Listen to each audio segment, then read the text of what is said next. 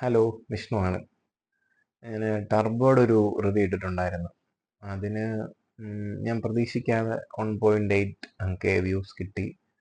തുടക്കക്കാരനെന്നുള്ള YouTuber എന്നുള്ള രീതിയിൽ എനിക്കത് ഭയങ്കര സർപ്രൈസിങ് ആയിരുന്നു. ഓഫ് കോഴ്സ് ആഗ്രഹമുള്ള സാധനമാണ്, എന്നാലും ഞാൻ പ്രതീക്ഷിക്കാത്ത ഒരു റീച്ച് ആയിരുന്നു അത്. 1.8K അത്രയേ ഉള്ളൂ.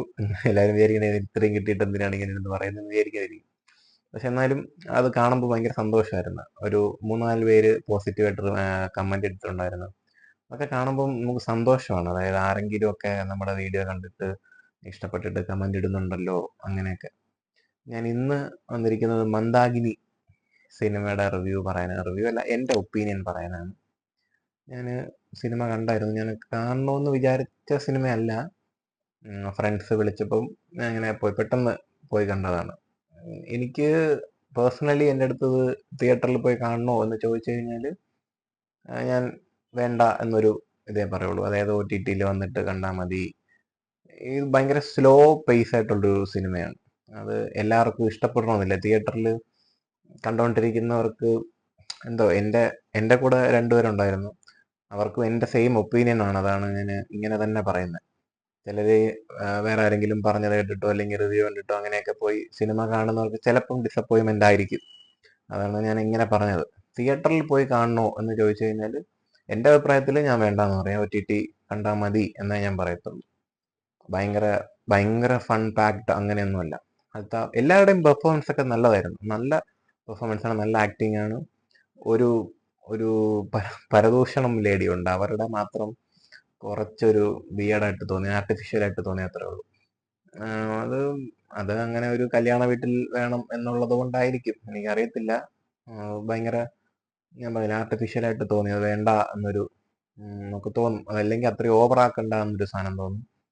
ഞാൻ പറഞ്ഞില്ല, ഇത് ഭയങ്കര സ്ലോ പേസ് ആണ്. അപ്പം ഇത് 2 മണിക്കൂറും 7 മിനിറ്റ് അങ്ങനെ എന്തോ ഉള്ളൂ സിനിമ. ഞാനിതിന്റെ ട്രെയിലർ ഒന്നും കാണാതെയാണ് കേട്ടോ സിനിമ കാണാൻ പോയത്.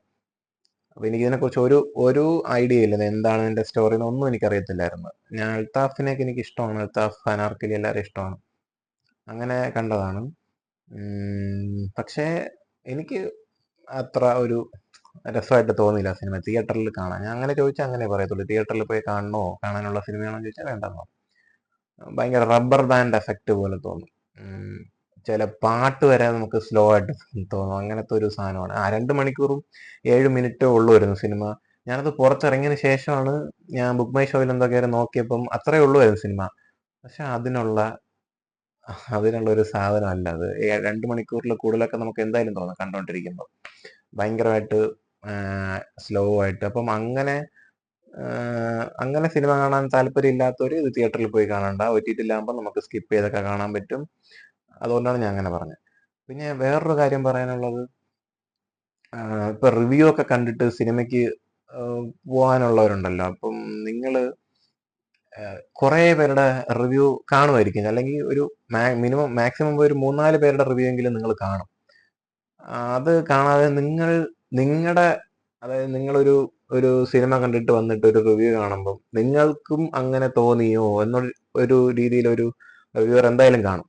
ഡിഫറെന്റ് ഒപ്പീനിയൻസ് ആണ് കേട്ടോ. 3 പേര് പോയാൽ 3 പേർക്കും ചിലപ്പം ഡിഫറെന്റ് ആയിട്ടുള്ള ഒപ്പീനിയൻ ആയിരിക്കും ഒരു സിനിമയെ പറ്റിയിട്ട്. അപ്പൊ ഞാൻ നോക്കിയപ്പം റിവ്യൂ കണ്ടു പോണവരും ചിലപ്പോൾ അങ്ങനെ റിവ്യൂ കണ്ടിട്ട് ചിലപ്പം തിയേറ്ററിൽ പോയി കാണാതെ ഇരിക്കും ചിലര്. പക്ഷെ അങ്ങനെയല്ല. നിങ്ങളുടെ ഒപ്പീനിയനുമായിട്ട് അടുത്ത് നിൽക്കുന്ന ഒരു റിവ്യൂവർ ആദ്യം കണ്ടുപിടിച്ചാൽ നന്നായിരിക്കും. ഒരു 5 സിനിമ മാക്സിമം പോയി 5 സിനിമ വെച്ചിട്ട് 5 സിനിമയും നിങ്ങളും ഈ പറയുന്ന റിവ്യൂവറും തമ്മിൽ എന്തെങ്കിലും സാമ്യമുണ്ടോ, നിങ്ങളുടെ ഒപ്പീനിയനും ആ പുള്ളിയുടെ ഒപ്പീനിയനും തമ്മിൽ എന്തെങ്കിലും സാമ്യമുണ്ടോ എന്ന് നോക്കിയിട്ട് സിനിമയ്ക്ക് പോയാൽ കുഴപ്പമില്ലായിരിക്കും.